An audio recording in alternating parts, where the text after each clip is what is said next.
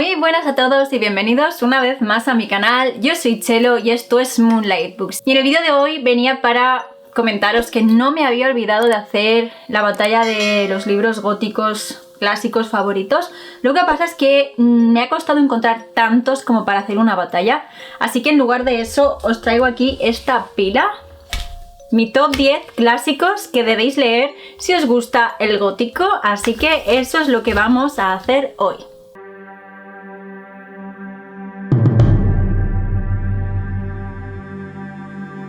Pues nada chicos, tal y como os he dicho, hoy vamos a hablar de gótico clásico con este top 10. Los libros están ordenados no por orden de preferencia, sino como por pequeños grupitos que he ido haciendo.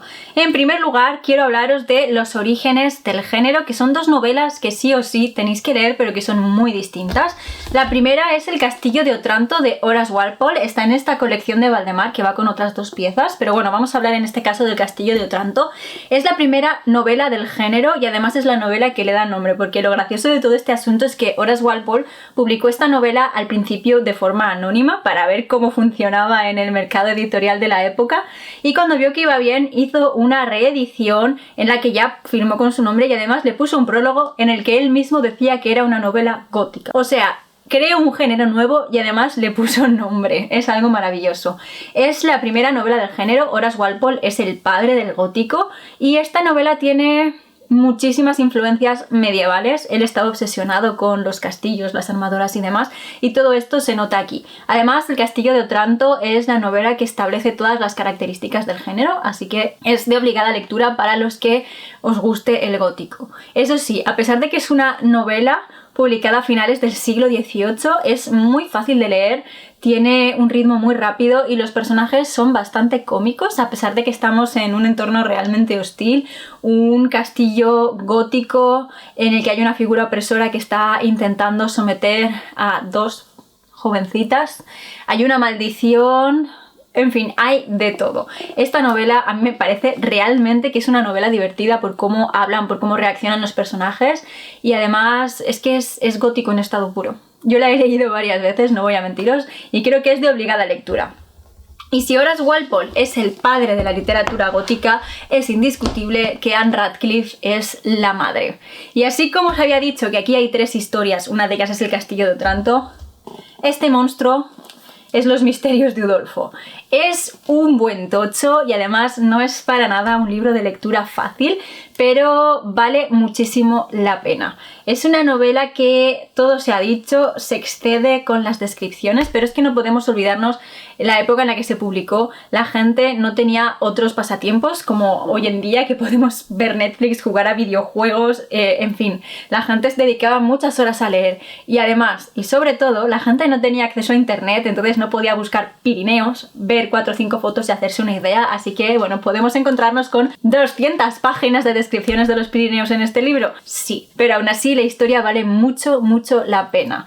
En esta novela nuestra protagonista es una jovencita que queda desamparada tras la muerte de su padre y queda bajo el mando de su tía, que es una mujer terrible y frívola. Juntas van a acabar en Italia, en este castillo, el castillo de Udolfo, y allí, bueno, vamos a ver cómo nuestra protagonista se tiene que enfrentar a todo tipo de peligros, incluyendo esta sombra sobrenatural que parece flotar sobre el castillo. Es una novela de crueldad, es una novela que nos expone los riesgos y los peligros de ser mujer en la época, pero tenemos una heroína que, bueno, se come la historia realmente, y si sois capaces de navegar por entre todas estas páginas de descripciones os vais a encontrar con una historia que es una auténtica maravilla. Eso sí, así como El castillo de Otranto se puede leer en cuestión de 2 o 3 tardes, aquí puede que necesitéis 2 meses. De cualquier forma, a mí me encantó, he leído más de la autora y voy a seguir leyendo a la autora, así que eso ya es bastante buena señal. Ahora bien, ¿qué pienso yo que es lo ideal para cualquier persona que quiera empezar en el gótico o que ya le guste el gótico? Pues bueno, lo ideal, lo primero que nos viene a la cabeza a todos y sobre todo lo mejor para un principiante son los cuentos de Edgar Allan Poe. Este hombre es un genio, este hombre se comió el gótico y hizo lo que quiso con él y todos sus relatos son auténticas maravillas. Así que yo os recomiendo, sobre todo si queréis empezar en el gótico, que cojáis una antología de relatos de Edgar Allan Poe. A ser posible, yo os recomiendo que busquéis una que tenga su obra completa, porque tanto los relatos como los poemas es todo arte, de verdad. Yo tengo varios libros de Edgar Allan Poe en español y en inglés. Este en concreto es de Reino de Cordelia y creo que tiene solo 10 cuentos, pero son cuentos muy representativos del autor, así que sinceramente os lo recomiendo. Y es que Edgar Allan Poe no decepciona jamás. Cualquiera de sus relatos es un 10, cualquiera de sus relatos vale la pena, cualquiera de sus relatos se puede casi que adscribir al gótico, a pesar de que también fue precursor de otros géneros como el de detectives con Los crímenes de la calle Morgue, y también fue influencia para Lovecraft con su novela Las aventuras de Arthur Gordon Pym. De cualquier forma, su relato más gótico, si es que queréis leer algo que sea 100% prototípico del género, es La caída de la casa User, así que, pues bueno, ya lo sabéis, Edgar Allan Poe siempre es un acierto y nadie puede decir lo contrario. Si decís lo contrario, fuera de este canal, no os quiero aquí. Bueno, ahora vamos a ver. Hay 3 libros que podríamos considerarlos la santísima trinidad del gótico y estoy bastante segura de que sabéis a cuáles me estoy refiriendo. Drácula, Frankenstein y el retrato de Dorian Gray. A ver, yo he sacado mis ediciones de Alma Clásicos Ilustrados porque, bueno, mis estanterías son un desastre y estos por lo menos sabía dónde estaban, no me apetecía ponerme a buscar, pero sinceramente no son las ediciones que yo recomendaría. Si podéis permitíroslo, id directos a por las ediciones de Valdemar, porque valen mucho más la pena, aunque no están ilustradas. Eso sí, las ilustraciones de todas ellas son maravillosas, pero yo creo que en cuanto a traducción, en cuanto a información extra que añaden a las novelas, vale más la pena Valdemar. De cualquier forma, tal y como os he dicho, esto es lo que podríamos considerar la santísima trinidad del gótico. Son 3 libros básicos que tenéis que haber leído sí o sí si os gusta el género, así que vamos a ir uno a uno por ellos. En primer lugar tenemos Drácula. Drácula es la novela de vampiros por antonomasia. No es la primera, no, pero desde luego que es la que le dio fama al género. En ella nos encontramos con un joven abogado que se llama Jonathan Harker, que tiene que ir a Transilvania, al castillo de un conde, a ayudarle en la gestión de unas compras de propiedades en Reino Unido. Nuestro protagonista, Jonathan Harker, pronto se va a dar cuenta de que en ese castillo están pasando cosas raras, de que el conde no parece humano y de que está en grave peligro. No solo él, sino todos sus seres queridos, porque al parecer ha mandado al monstruo directo a su casa. Esta historia va a dar más vueltas. Vamos a encontrarnos una vez en el Reino Unido con una jovencita llamada Lucy, amiga de la prometida de Jonathan, que va a ser visitada por este ser.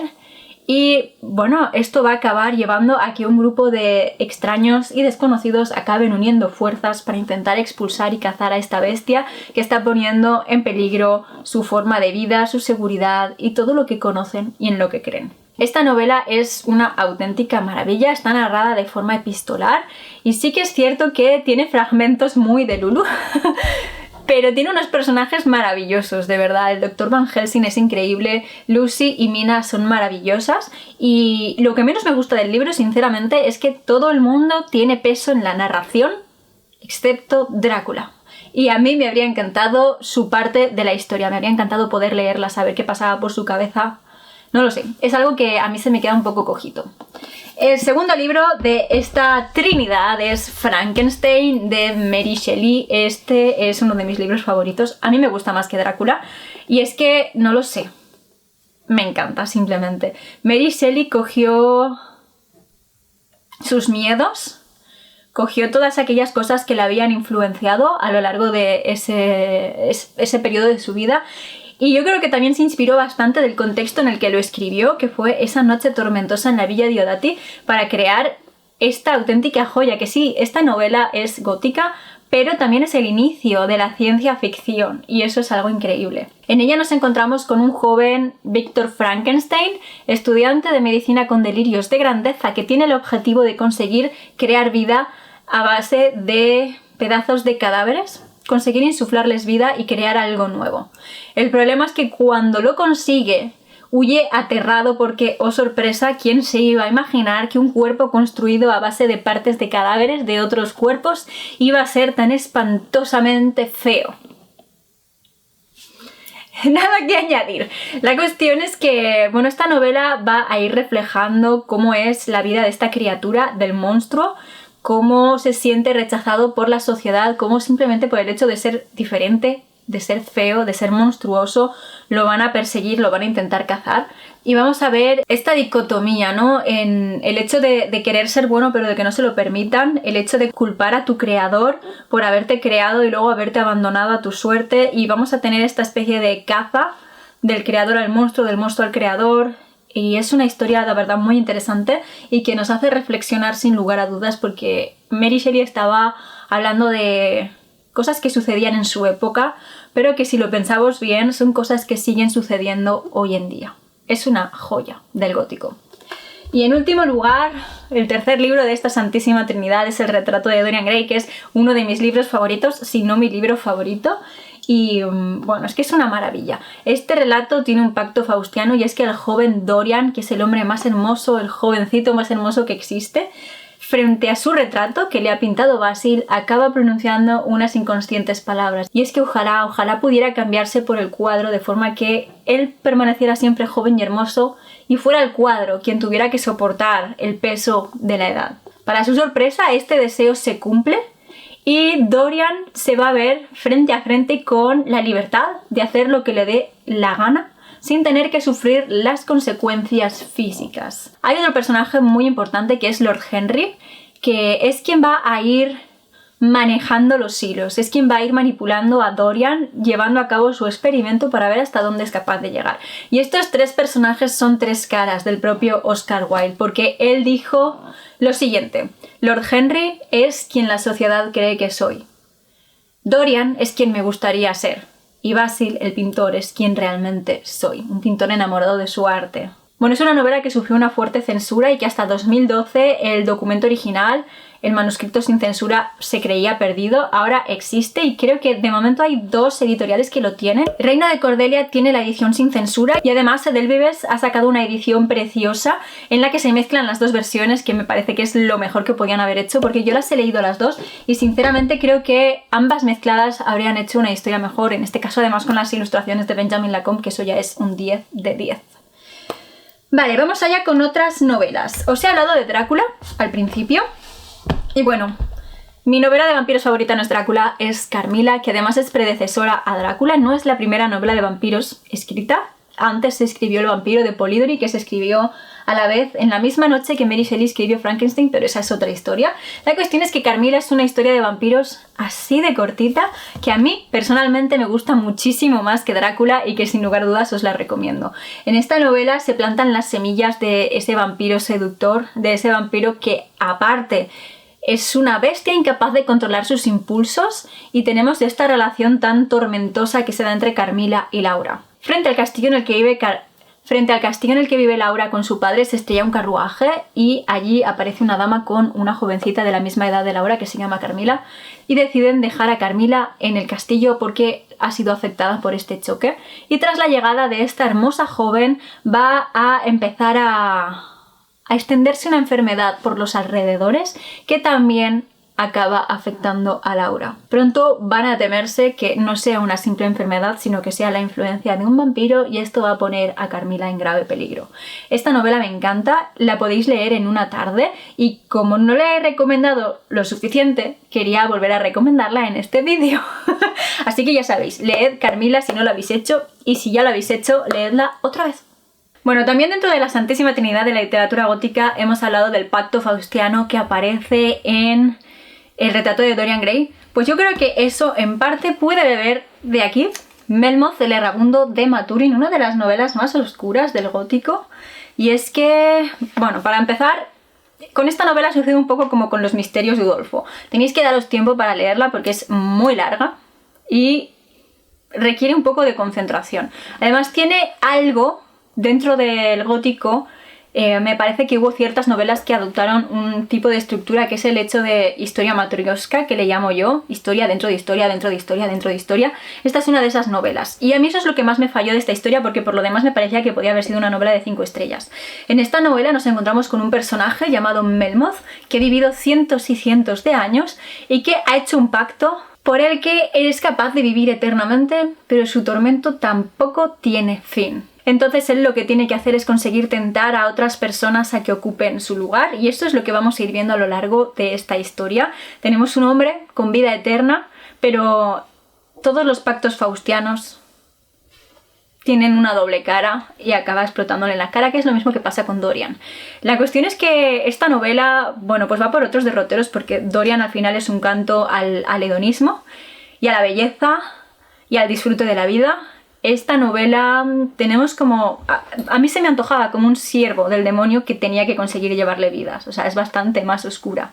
La cuestión es que es un personaje muy trágico, Melmoth, no voy a mentiros, no quiero entrar en más detalles, porque no todo le sale como él espera, y la verdad es que me parece que es un personaje que tiene muchas más capas de las que nos pensamos que tiene al principio, y es gracias a todas estas historias que lo vamos descubriendo. Si bien es cierto, me parece que esta novela con 2 historias menos habría funcionado mejor. A mí se me hizo un poco larga. De cualquier forma, creo que vale mucho la pena y se nota la influencia que tuvo en otras novelas del género.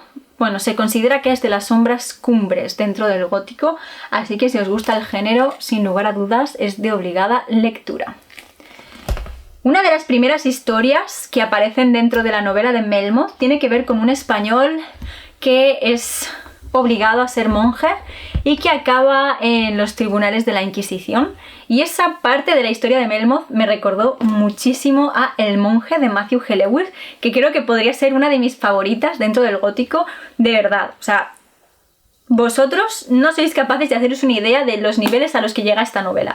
Todo lo que podíais haber pensado, una novela de principios del siglo XIX no va a cruzar estas líneas. Pues bueno, esta novela las cruza, las sobrepasa, se las deja kilómetros atrás y sigue hacia adelante, y de verdad que lleva todo esto a unos niveles que yo paraba de leer a veces y buscaba en Wikipedia el libro para asegurarme una vez más en qué año se había publicado originalmente, porque me resultaba increíble. De verdad que es algo salvaje lo que consigue esta novela, y yo no puedo hacer más que recomendárosla. Bueno, aquí seguimos a nuestro protagonista, que es Ambrosio, si no me equivoco, que es un monje de alta virtud al que todo el mundo en Madrid admira.